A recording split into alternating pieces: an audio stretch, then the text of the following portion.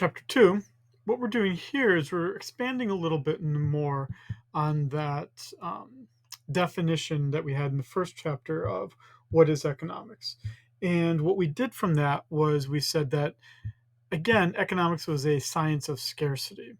So, how do we understand that scarcity? And how do we understand those choices that are being made? Well, one way that we saw those choices being made in the last chapter, in chapter 1, was with this notion of opportunity cost.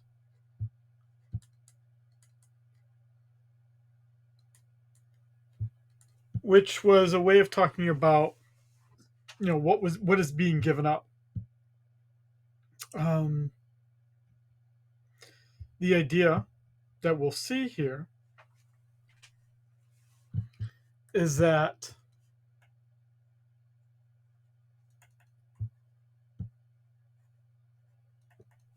society benefits when there's some degree of specialization and trade. Now remember that statement there of specialization and trade, we get that from Adam Smith. Well, not necessarily from Adam Smith himself. He's really just kind of collecting the thoughts of others. But it was in contrast to the mercantilists who had said, don't trade with other countries. Let's be focused on what is our own best interest for our country. And Smith turned that around and said, no, let's actually think about this in terms of what can we do best. And then we trade for other countries where we need other products. And then, after we look at this notion of scarcity and how that's dealt with um, for countries, then we look at how countries answer three big economic questions. What is produced? How is it produced?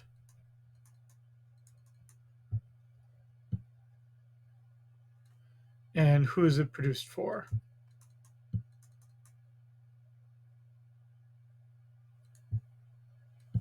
These three economic questions become important for how a society is organized.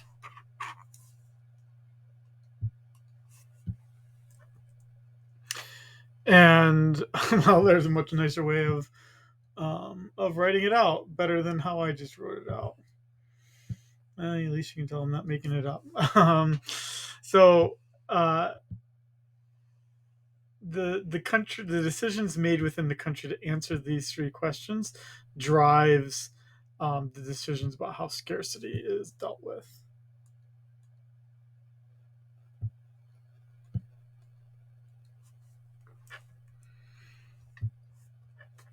Okay, so with that in mind, we need to get a few definitions out of the way first.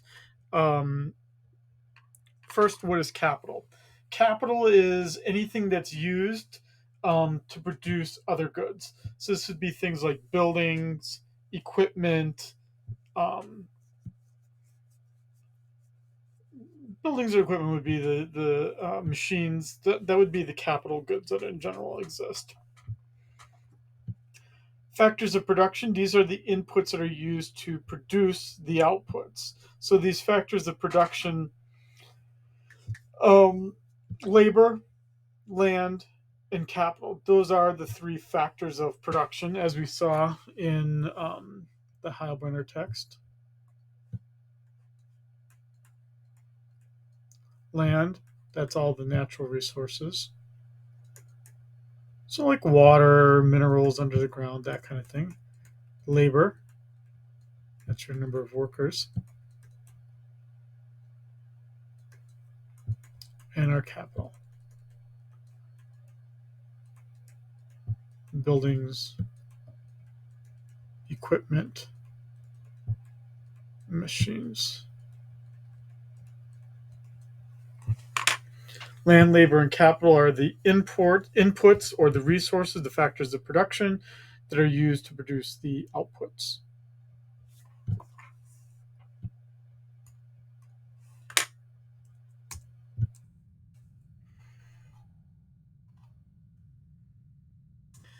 There's a pretty little picture of how the production process exists.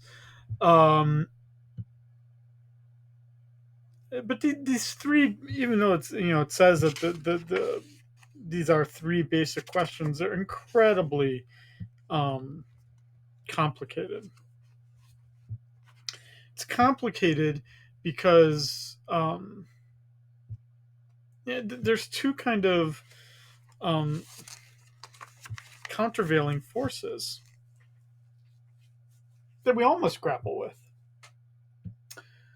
You know, we look at our own society in the United States, and we can be proud of the fact that prices for most goods are cheaper here than they are in other countries.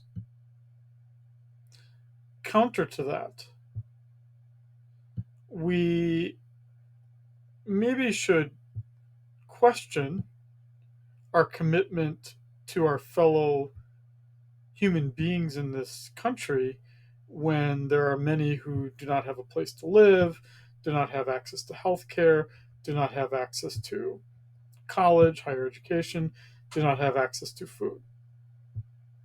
So, what's the solution, right? Do we just say, okay, well, everyone gets housing, everyone gets food, everyone gets schooling, whatever? We just give it to everyone?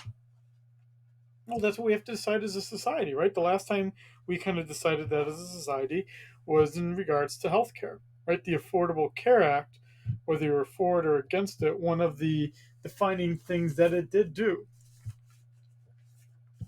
was that it pushed um, the conversation to enhancing access to healthcare. Um, controversial, yes, absolutely, because, and it should be, because that's a big decision that's being asked for. There's another debate going on right now that's a little bit more local, but it highlights exactly the same idea. Is that in California, um, there are wildfires. We know that there are wildfires. And typically, what would happen is that if your house starts on fire, the fire department comes and tries to fight the wildfire so it doesn't reach your house.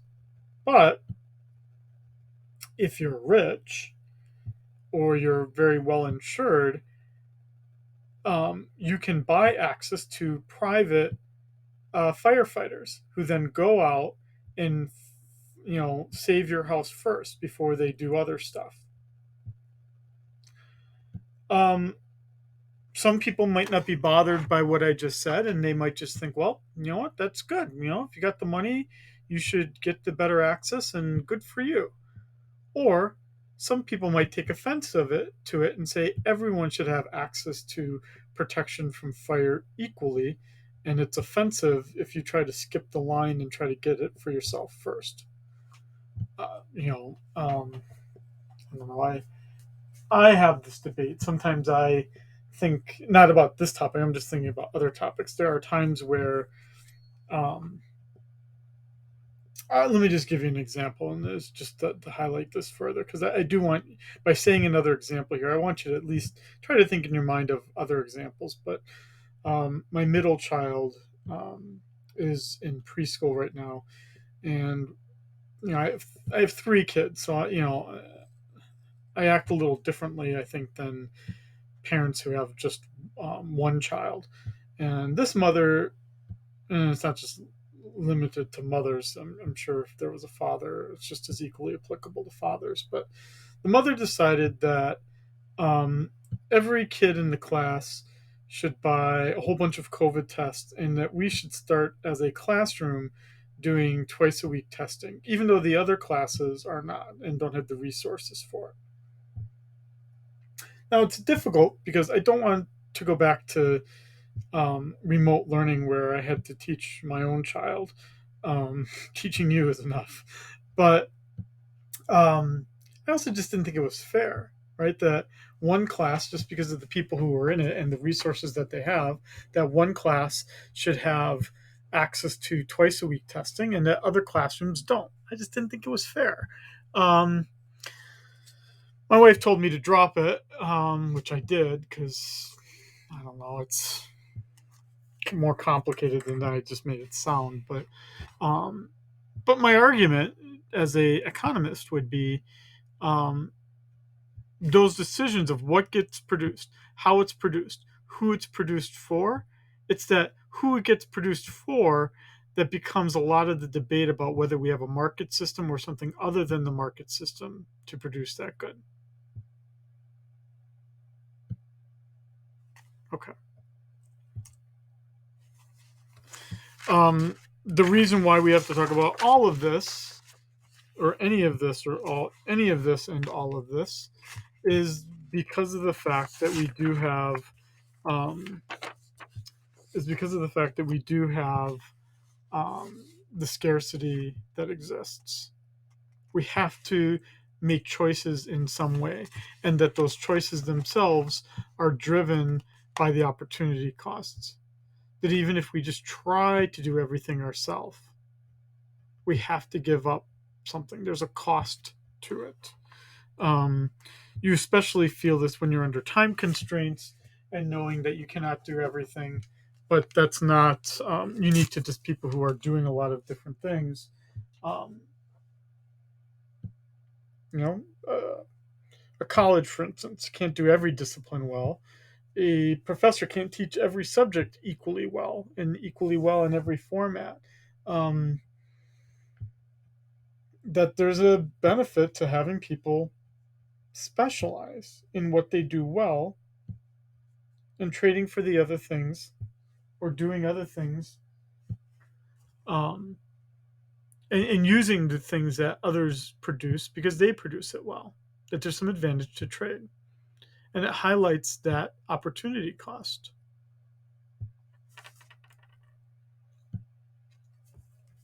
Um,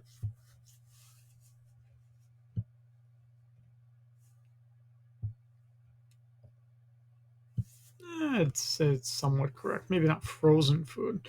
The example I was thinking of here, um, I don't know if any of you have ever used it,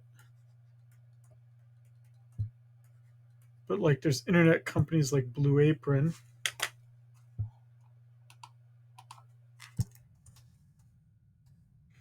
And what Blue Apron does is it's these meal kit places. So Safeway here in Hawaii has these meal kits and whatnot. Take $110 off. Oh my gosh. Meal kit built for your busy lifestyle, right? This whole idea of opportunity cost. That the people who then make a lot of money because they're like CEO or whatever, some big fancy job, and they don't have the time to make their food, well, then they're probably going to use this probably pretty expensive service. I'm just guessing it's expensive. I'm not really sure. Well, let's see. I've never actually looked at their prices. Their stock is really cheap. It's like $6 a share. Well, their stock is cheaper than how many servings? $10 to ship it, $10 a serving. Oh, that's pretty crazy. So there's not even one for the number of people in my house. So sorry, Monroe, no meal for you. Let's say I want 4 different meals for 4 people. $7.49 a serving. Oh, that's rough. Let's just see what that looks like. Oh, I shouldn't do this because then they're gonna start emailing me all the time, dude.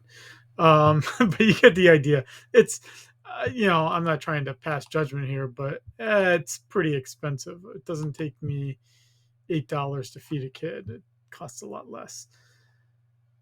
These ingredients, right, for all of these really nice, yummy foods is not that expensive if you went to the store and bought it yourself. The idea is that this place is going to give you a recipe, send you the exact right amount, and you're going to be good to go. Oh, I see. This is like the schedule for each week. Jeez. Oh, what's for Valentine's Day? Seared scallops and mushroom risotto. Ooh. Okay. Well, the modern day example would be Blue Apron.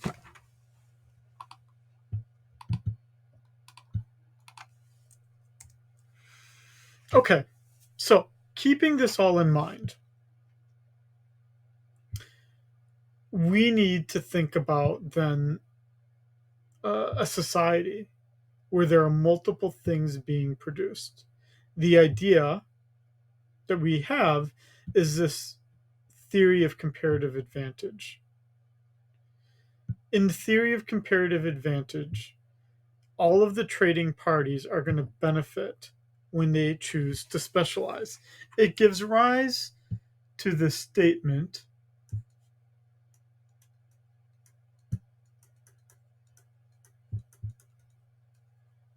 of free trade benefits all. Now, this is a pretty controversial statement because we can certainly see the consequences to free trade in the unemployment numbers.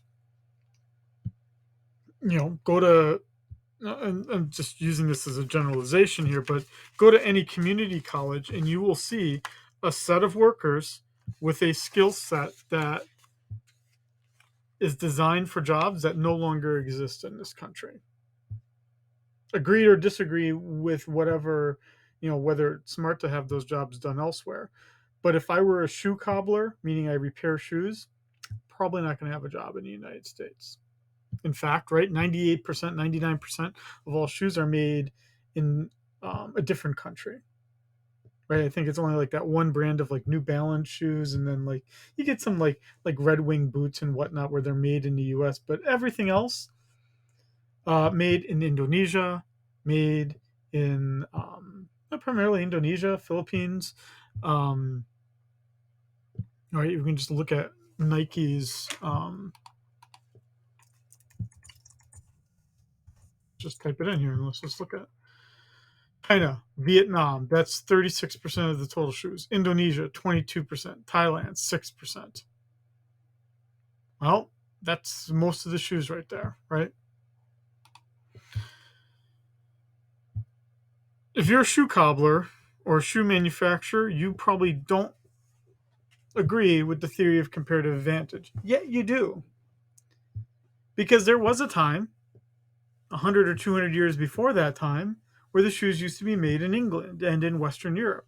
And then the shoes went on to be produced in a cheaper country, the United States, which would have been a developing country at the time. And they produced the shoes and they got better and better at producing the shoes, meaning the opportunity cost became lower and lower. And that's where the shoes were produced. That's the key to the comparative advantage.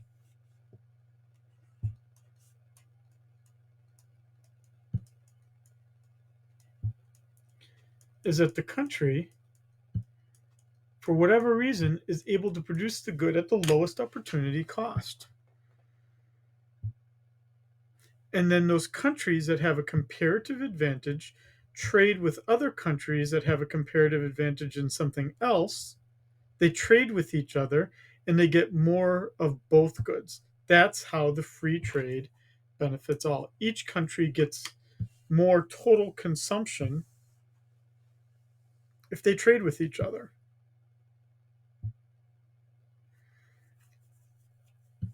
If I want to do heavy manufacturing, I have this friend. I grew up in Wisconsin originally. I have this friend Dale. He works for a steel firm, sells steel, rolling stock steel. Um, and why Wisconsin is actually the location of a lot of heavy manufacturing firms like Oshkosh Trucks and uh, Caterpillar makes a lot of their excavators. Um, Pierce actually makes like fire trucks and whatnot. A lot of heavy manufacturing, which means you've got a lot of suppliers of steel, of machinery, um, and so Wisconsin is a good location if you want to do heavy manufacturing. Yet the state has very low access to high speed internet, very low access to a highly educated population.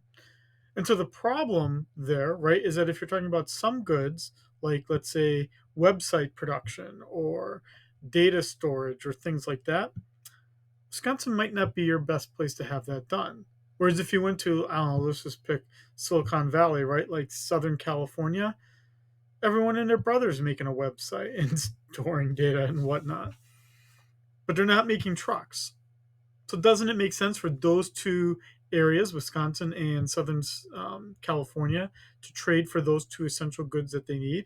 And because they're specializing in the good that they're good at making, trucks for Wisconsin, computer-ish kind of things for Southern California, that they can then come up with some ratio of trade between those two locations and both end up being better off.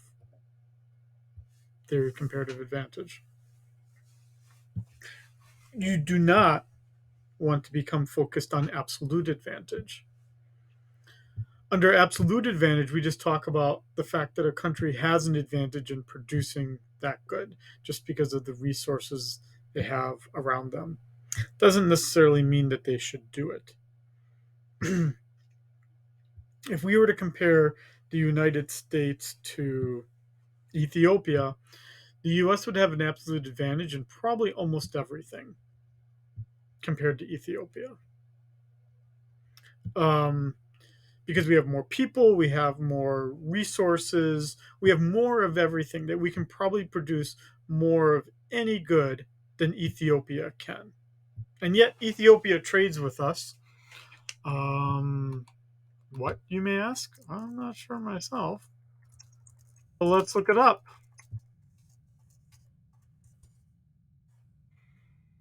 Coffee. There you go.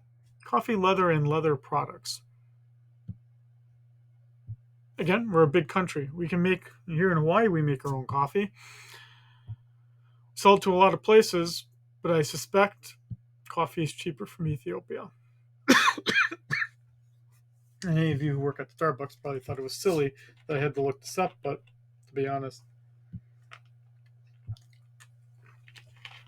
we all need to learn something, I guess. Yeah, why is Ethiopia so important to us?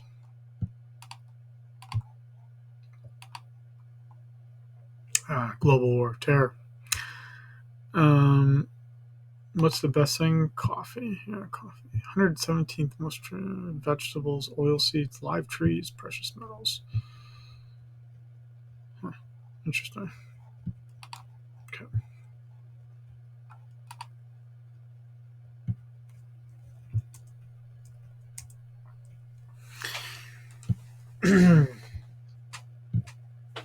How do I want to do this? I'm not sure this slide is the best way of.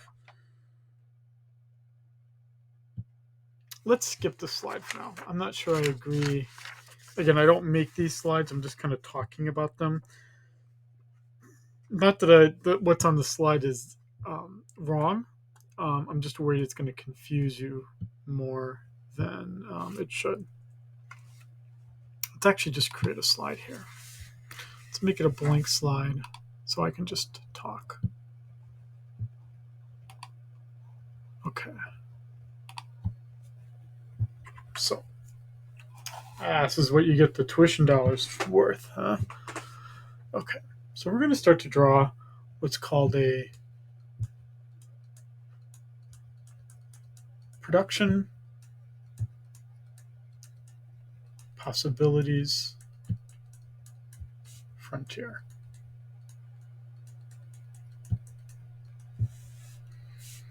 Or what's known as a PPF. And what this PPF is going to show, it's going to show the maximum combination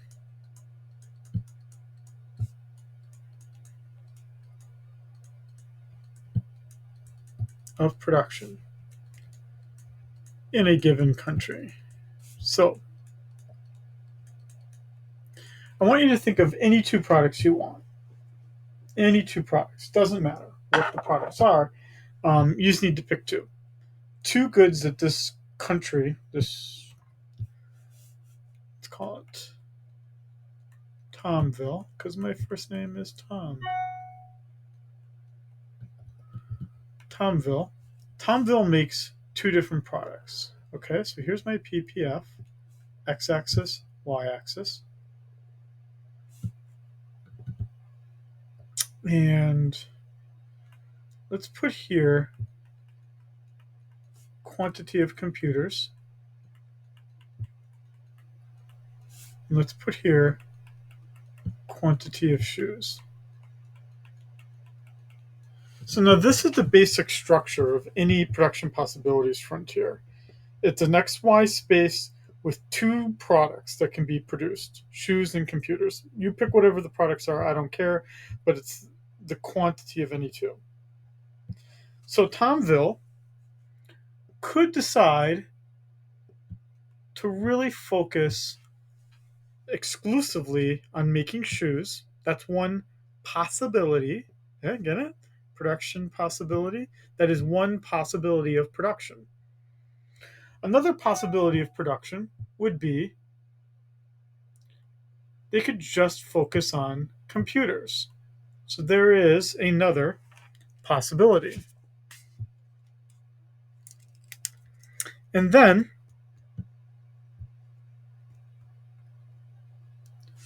they could have something in between, something where they make some quantity of shoes and some quantities of computers. Let's call it C, D, and E.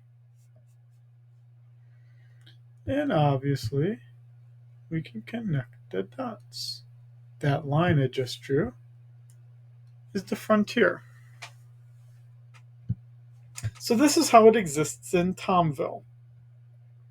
Now,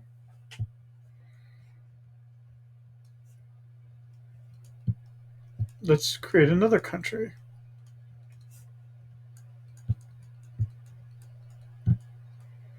Quantity of computers, quantity of shoes. Here's my origin. I'll name it after my youngest child,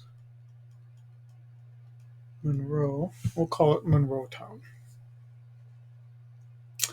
Because of the way that Monroe Town is structured, she's really good at computers, really bad at shoes.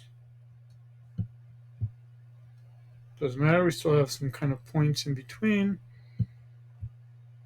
You notice there how the slope is different? The slope, you say, Scheiding? That's right. The slope is important here. The slope of a PPF is the opportunity cost. The slope of production possibilities frontier is the opportunity cost. Making more computers means that I produce fewer shoes. Going from A to C, the quantity of shoes falls, quantity of computers goes up. How much these change by is the slope. Here, you give up a lot of computers to produce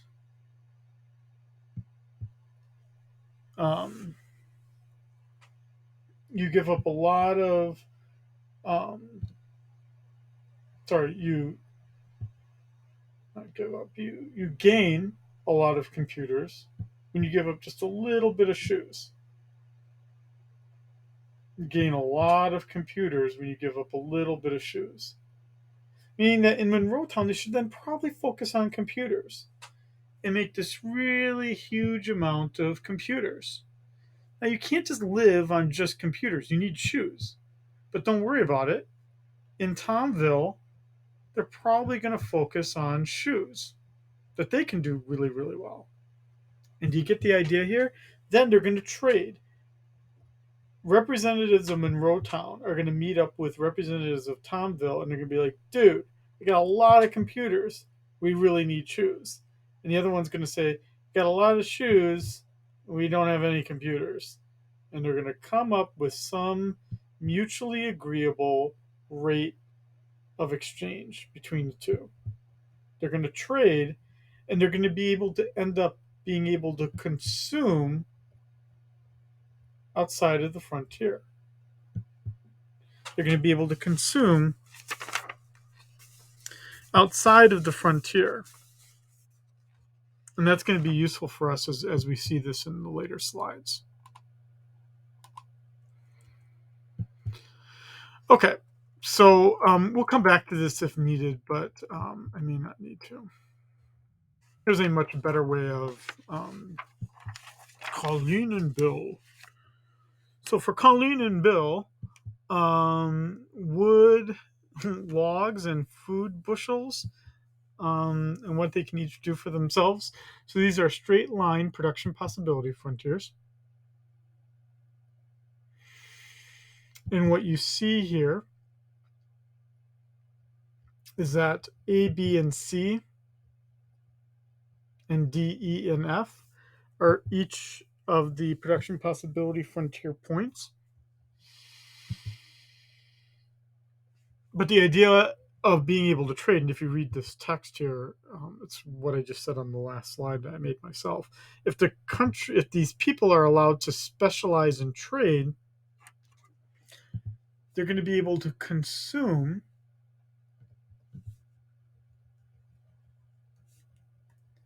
at a point outside of their frontier. This is a graphical representation of that statement of the theory of comparative advantage, or that free trade benefits all.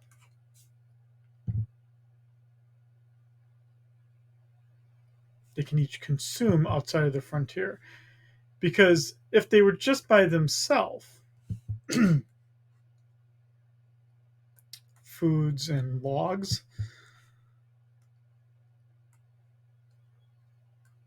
you can't consume outside of your own frontier. Because this is the limit. This is the limit of what Bill can do. Bill can only do this limit. So if he decides not to trade with anyone, he wants to be a good mercantilist, his consumption options are limited by this frontier. Can't go beyond the frontier unless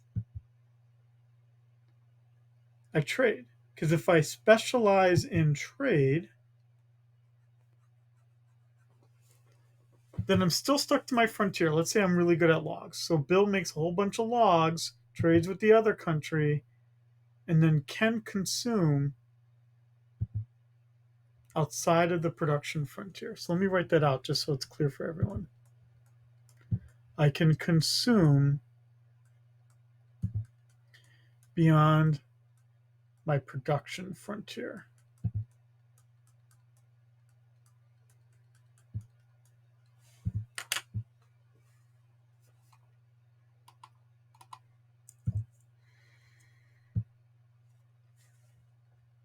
So, what kinds of things will we have to think about here? Well, we're going to have to think about things like what's the future, benefit or cost to doing something in a particular way, and also we need to think about what kinds of goods we're producing, whether they are consumption goods or whether they are capital goods that can then be used to produce other goods that we need in a country.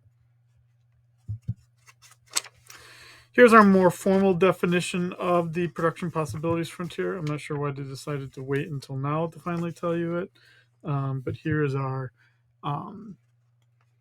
formal definition of the production possibilities frontier.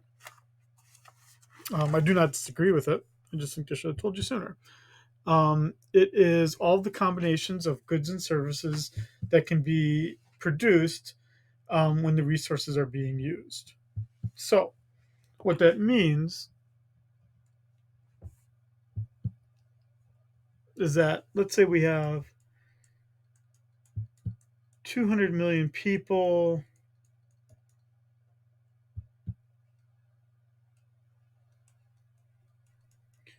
1,500 trucks, 1,000,000 gallons of gas, and I don't know, 10,000 factories. I don't know, I'm just making this up here, but you get the idea. There's a whole bunch of list of resources that this country has. And then we say food, quantity of food, quantity of wood,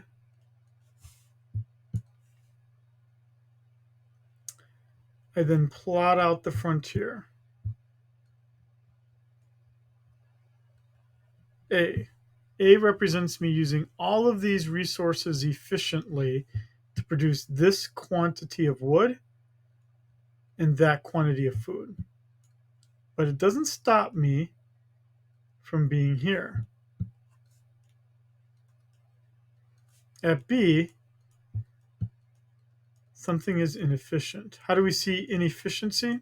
Well, if I have unemployed workers, an unemployed worker is a measure of inefficiency because that worker could be working, but they are not. A truck just sitting on the side of a road is an inefficiency, and it would bring us at a production point below the frontier.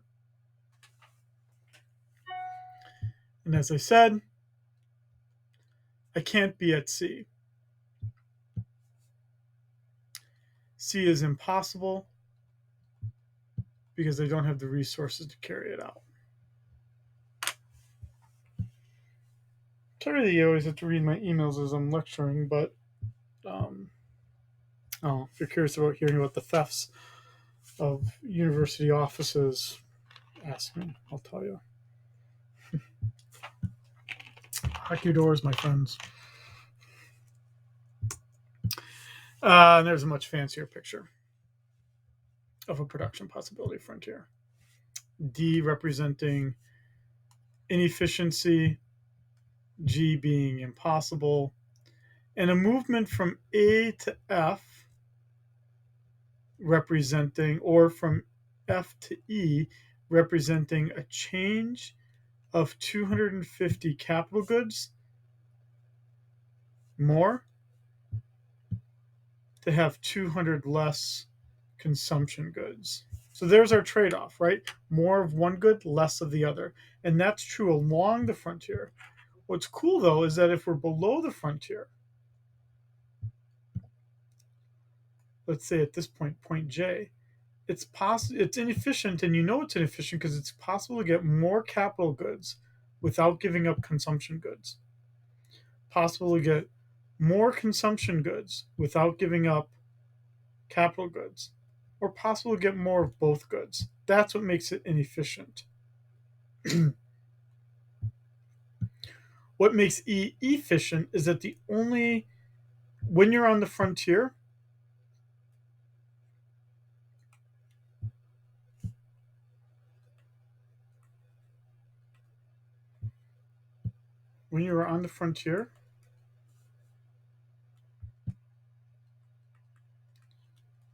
you face opportunity costs. You have to give up one good to get more of another along the frontier.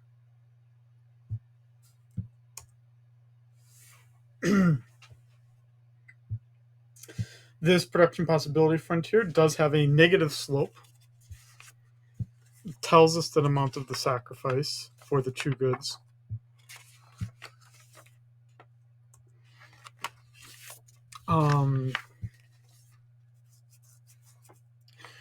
If any of you have ever been to Ohio and Kansas, you would know that this is a pretty true item here. They make a lot of both of those products. And we would see that trade-off between the two goods for each state. They need to eat both, but they don't necessarily need to produce both. Rather, they can trade with each other for the things that they need. And we can calculate that. So what we can do with a table is that we can be given the data, and then we can see, let's calculate out what the opportunity cost is from A to B. I lose 50 corn and I gain 100 wheat at point from A to B. So that's a 1 to 2 trade-off. From D to E, we don't necessarily think it'll be the same. So now I'm giving up 100 corn, and now I'm getting only 50 wheat. So now it's 2C to 1W, just reducing it down in common form. So this is not a straight line. Well, it's also not a straight, we can see it's not a straight line because even here we can see it wasn't a straight line. The slope is changing from left to right. Why? This is important. Let me ask this on the exam. Why do we see an uneven slope for this production possibilities frontier? It's primarily because of a mismatch of resources, meaning that you reach some point where if all you want to do is produce wheat, you're going to reach some point where you're going to have, I could make wheat, I'm sure I could learn how to make wheat. It's just, I'm not very good with plants. I once had a plant. I had to take care of someone's plant. They didn't have any water, and I thought giving it Gatorade would be fine because I thought, well, yeah, it's good for athletes, right? When they have loss of, fluids and electrolytes and whatnot. So, right, and when you're sick, they say drink Gatorade. And the plant wasn't looking that great. Dude, the Gatorade killed the plant. So maybe I shouldn't be out in the fields growing corn and wheat. Maybe my best place is in the classroom. On the other hand, we can't just teach economics classes, right? Because at some point, you're going to ask that really good wheat farmer to come into the classroom, right? And he's going to be like, I don't know, doing what farmers do, right? Talking about things that matter to them a great deal, but might not matter as much in the economics classroom. Like, I don't know, different parts and what who makes the best tractor, and when is the proper time to seed the fields and whatnot. But might not be good at teaching production possibilities frontiers, or at least not as good as me, although I'm sure there's someone better than me. But you get the idea. There's a mismatch of resources that causes this uneven slope, where all of a sudden you're giving up a lot of economics lectures and not getting a lot of wheat.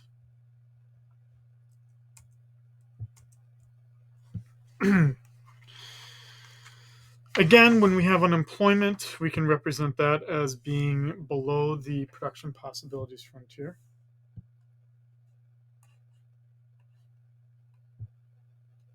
Unemployment does represent an inefficiency.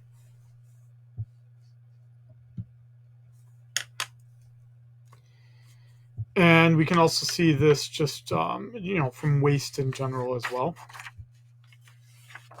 As these inefficiencies are removed, what we see is that it's possible, as it is in this graph, to get more of both goods without giving up something. Or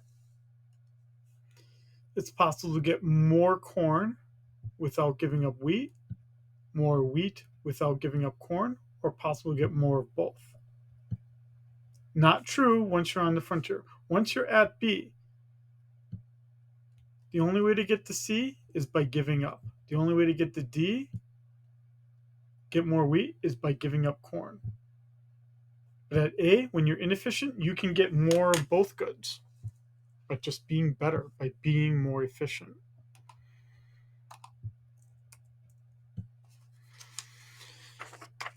The production efficiency is important, but you might also think that while there are a finitely large number of productively efficient points, meaning that if I were to draw out even a straight line PPF,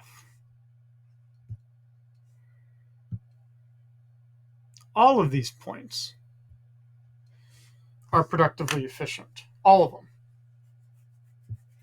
So they're all equally productively efficient. But they're not all allocatively efficient. Allocative efficiency is what's referred to here. I'm not sure why they didn't write it out.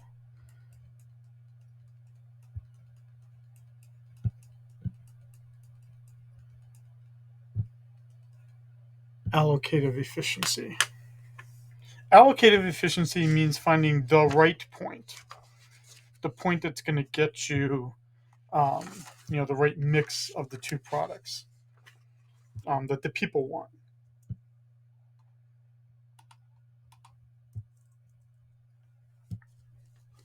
Now, how do we represent economic growth in this graph? So to represent economic growth, you're going to see one of three possibilities.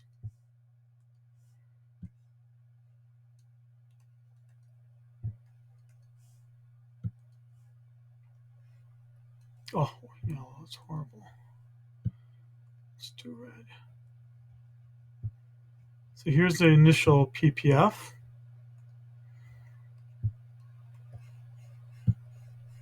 It could be represented by shifting it out. Why would it shift out? It would shift out because you have more resources. Either the country's getting bigger because there's more people, or you have more resources, something like that. Something is shifting out the PPF curve.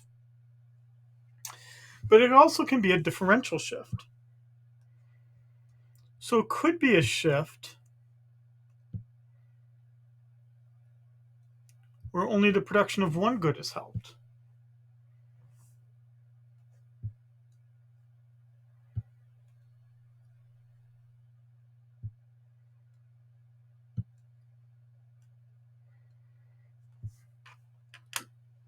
And that would be if the resource that you acquired really only helps you with the production of one good, but not really anything else. So if I have better weather, it might mean I can make more fruits and vegetables, but it might not really affect how I produce motor vehicles, cars. Okay. I'm going to pause this right here. And I'll pick it up here a little bit. Okay, so picking up this discussion here, what we are talking about here then is the fact that we can show growth as basically coming from having more resources of some kind, which allows, let's say this is a two good space, meaning I can produce in my country good one and good two, produce, not consume, produce. That the original production possibilities frontier looks like this.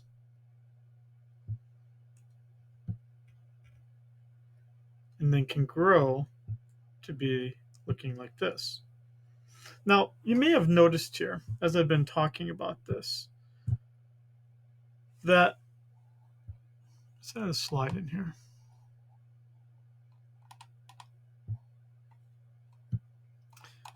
I've been talking about a few different shapes actually. Sometimes I've had the PPF, the production possibilities frontier, look like this.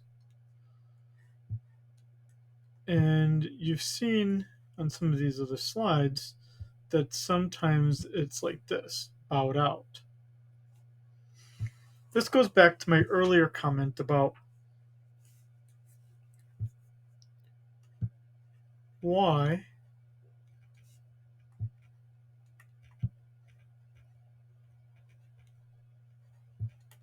does the opportunity cost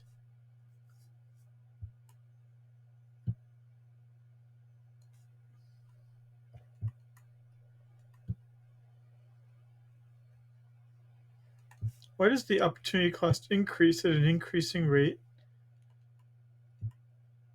as we read the graph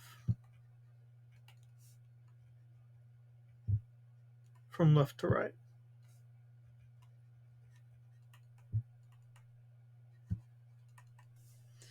Meaning that as I try to produce more of Q1, I give up increasing amounts. Right here, it's getting really, really steep, meaning I give up a lot of Q2 for just a little bit of Q1. And again, the reason why this happens is again because the resources are becoming mismatched to producing the output. Here, the opportunity cost is constant.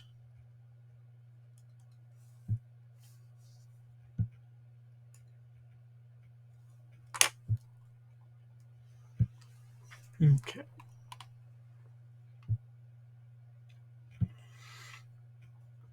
So you could graph this out now, or create a table with this data. The nice part about this is that you can actually do the calculations a little bit easier here, because you can see that by increasing it, let's say from 2001 to 2006, we gained a certain amount here, and we lost a certain amount, and that can give us a calculation of our trade-off.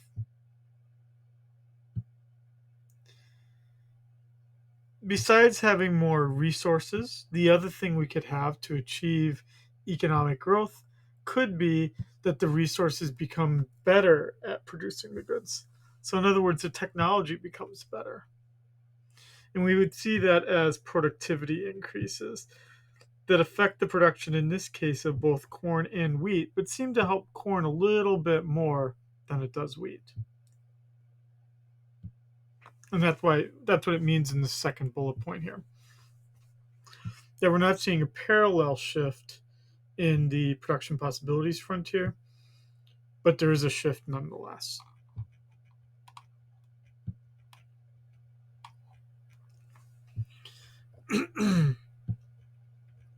Now, we haven't really said much about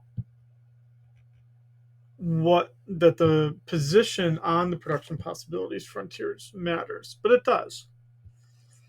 It especially does if you're a poor country, because what are you always going to try to do first? You're always going to try to feed your people first, right? So you're going to focus on consumption, right? The consumption being the food. Then what do you spend it on? Well, then you spend it on, basic survival things, right? Like you need to have housing, you need to have, um, some very basic infrastructure, and you're just trying to struggle to survive. And then once you get to that point, once you've got the basic struggle survival goods, then sometimes you focus some time on consumption goods that are a little bit more frivolous, like a TV or I don't know, a cell phone with a data plan, that kind of stuff. Now, what about rich countries? They've already got their consumption problem satisfied. They don't need to worry about that. Um, Instead, the concern becomes making sure that you're producing more capital goods, equipment, machines, buildings. And the thing is that as they make a choice to produce more capital goods, it encourages more economic growth because it makes the resources more productive. And that's exactly what we're seeing in this graph here. For this poor country, because they chose more consumption, but they have a little bit of capital goods, then they're going to see over time a little bit of a shift of the PPF as productivity increases. But the rich country, because it's already meeting its consumption needs, basic consumption needs already very easily, it can devote far more to capital and thus grow even bigger. Which leads us to this unfortunate conclusion that it is tend to be the case that rich countries become richer, and it's harder to unseat their position of authority.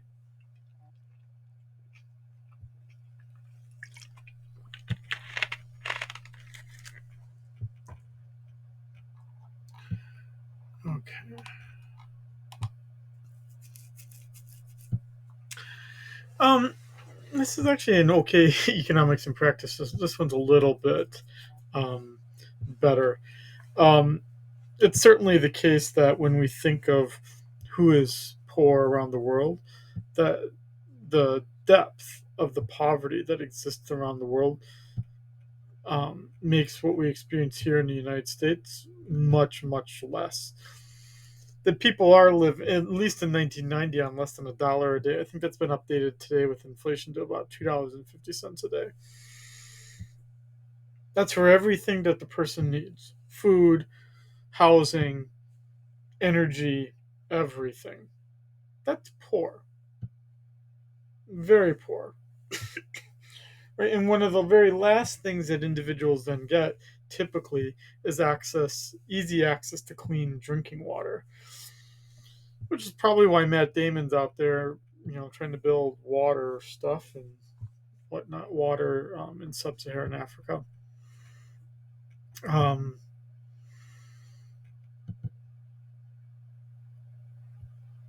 yeah, it's just um, you'd think that people would become an economist for this reason. Well, as we'll see by the end of this term, it's a bit more complicated than that because, unfortunately, the role of an economist to then tell policymakers this is how we need to eliminate poverty. There's a lot of other actors involved that sometimes the cure is me sounding a little bit pessimistic, but uh, the cure to poverty, the reason why we haven't resolved poverty worldwide isn't because we just haven't listened to economists. Economists actually have a lot of good ideas about how to resolve this, and it doesn't seem to be doing very much for society. Okay, so to review, these are the three basic economic questions: what is produced, how is it produced, who is it produced for? With those three economic questions, we then have to decide um, what the answers are. Who's going to answer these questions? Um, in our market based society, the market answers these things for the most part, for almost all goods. We don't have exactly a laissez faire economy. We're not as extreme as that, but it's pretty laissez faire. And by that I mean, um, by saying it's pretty laissez faire, we're saying that individuals do have to um, um, largely, for the most part, they are subject to um, marketplace conditions, as opposed to a command economy, where individuals really don't have any choices in this matter, and it's largely left up to um, um, the government or policymakers to decide these things. In general, that's not how we do it, at least in the United States. Now, these are both extremes. We don't really see a lot of examples of these extremes. Very, very few. There's almost no example of a purely laissez-faire economy, nor is really only North Korea is about, as much as we know, is about the only example we have of a command economy.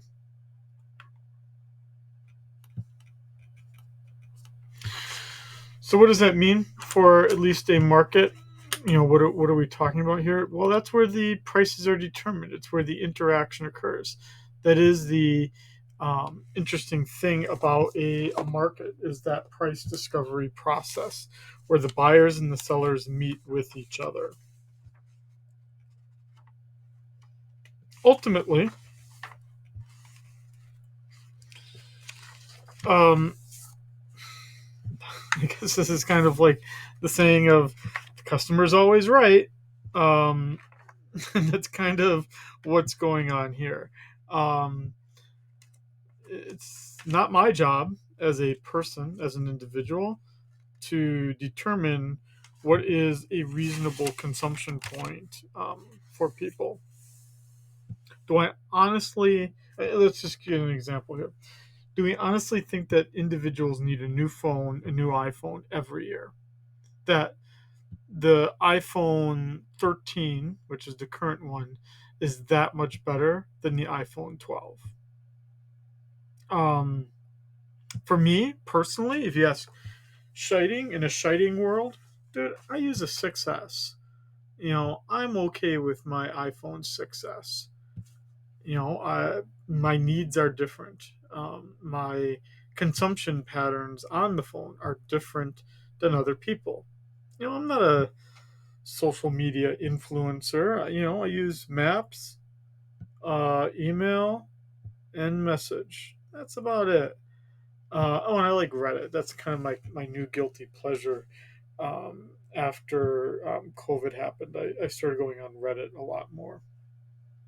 That's it. I'm not making cinematic videos or anything like that. Um, but it doesn't matter what I think. That's key. It doesn't matter what I think. There's at least enough of me out there that Apple still services the success phone, but I'm a small part of the market. And eventually, there'll be so few of us that Apple won't even serve it anymore. And that's the idea of customer sovereignty. As long as there's a market for it, it probably will be produced. And even if as a government you try to outlaw it, it's typically just going to go into the black market. So that those examples aren't hard to find, right? We have the debates about um, three things, at least that I can think of off the top of my head, that are black market or gray market, and then moving to legit. First one would be sports gambling, right? So like betting on sports score outcomes.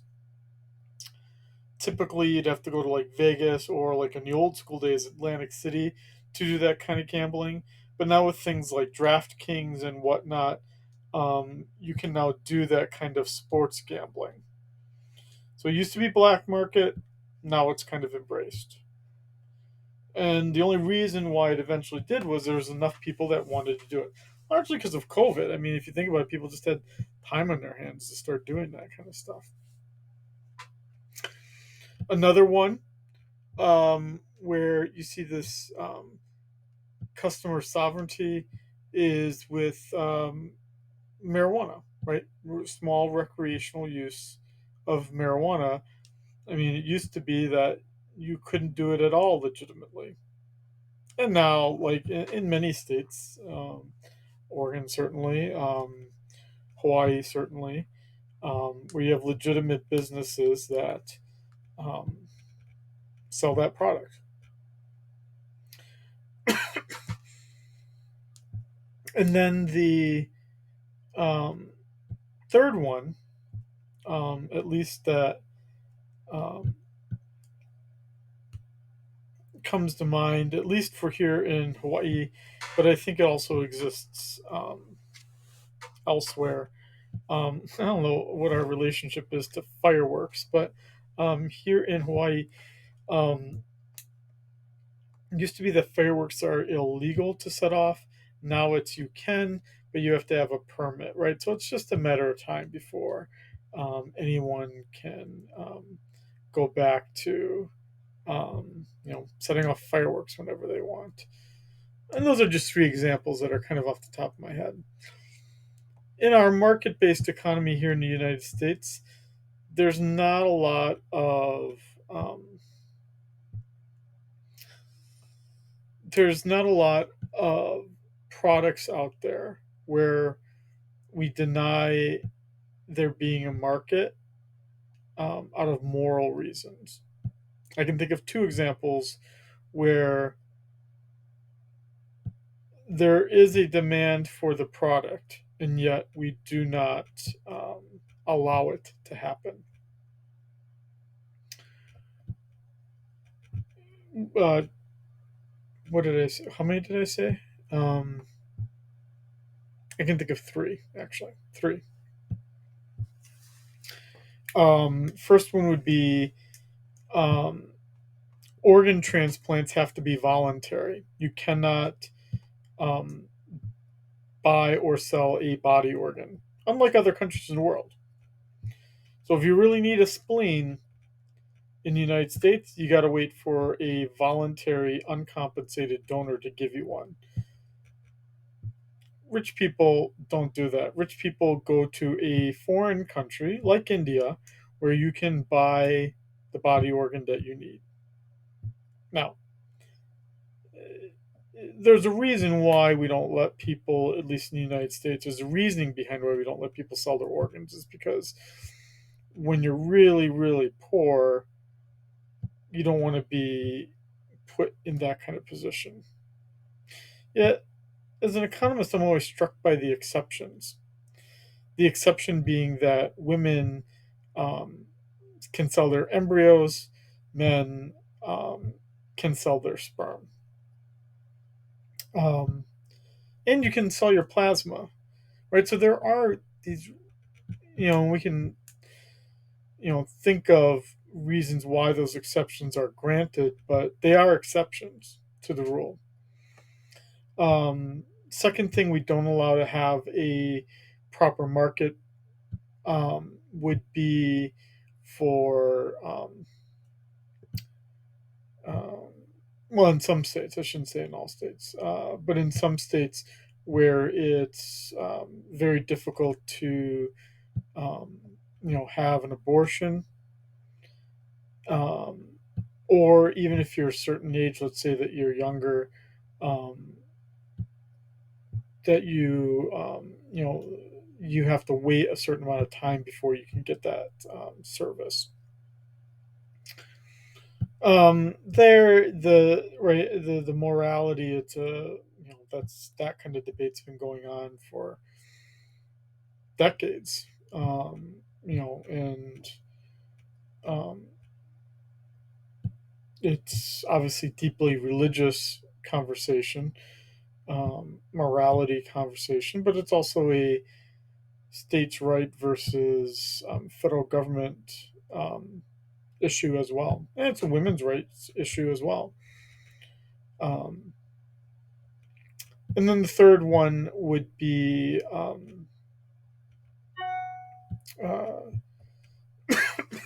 the third one would be how do I put this nicely? Um, I guess well, not putting it nicely. I guess just being blunt about it. We could talk about things like prostitution, where it's you have the exception, I guess, of Nevada and Vegas, but outside of that, an illegal act to be able to sell that service. Um, we can think of other examples as well.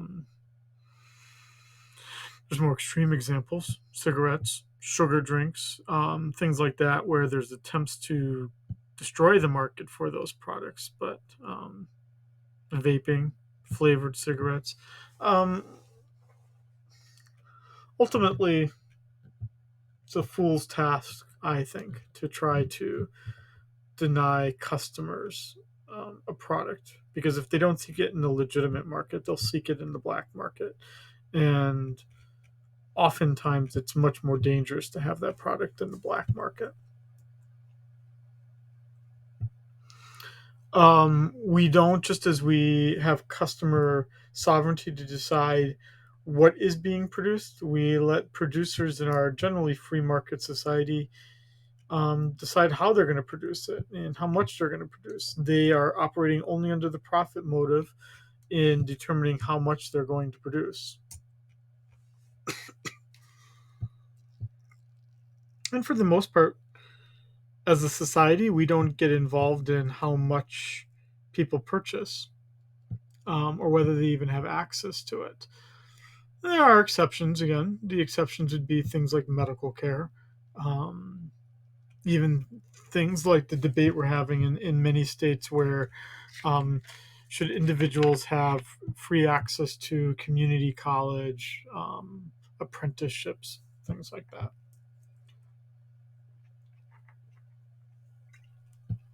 But for me, what is um, for me the selling feature of a market, and why our markets, although I'm skeptical of them to some extent, and I think anyone should be skeptical to some degree, but the really great thing that markets do is they help us discover a price where the scarcity can then be sorted out by ability to pay and not by who you know. And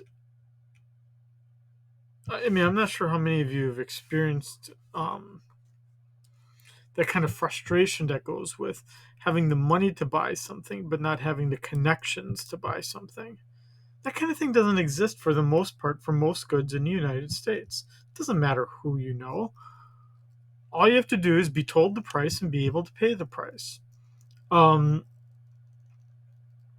I don't know if that's the American way, but um,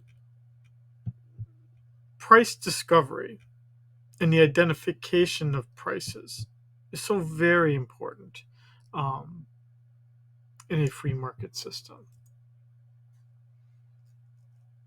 And the price is that coordinating device, as the slide says here. As I had said, the examples of pure market economies or command style economies are actually pretty far and few between. Most economies, including our own, are mixed, where again, as I had said previously, we have things like fire protection, which is a public good.